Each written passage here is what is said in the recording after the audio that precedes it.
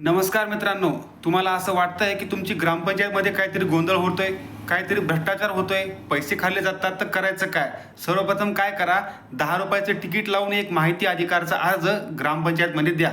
त्यामध्ये असं म्हणा की मागच्या 5 वर्षाचा जमा खर्चाचा अहवाल मिळावा.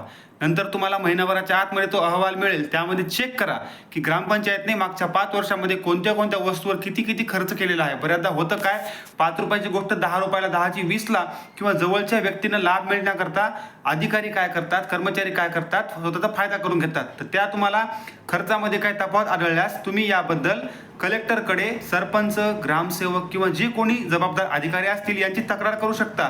इव्हन तुम्ही फौजदारी न्यायालयामध्ये त्यांच्या विरोधामध्ये कागदपत्र जमा करून तक्रार पण दाखल करू शकता. त्यांच्यावर पोलीस केस सुद्धा यामध्ये होऊ शकते. त्यामुळे सजग नागरिक राहा आणि माहिती अधिकाराच्या अर्जाचा योग्य वापर करा आणि मला फॉलो करायला विसरू नका. तुम्हाला माहिती मिळत राहील. धन्यवाद.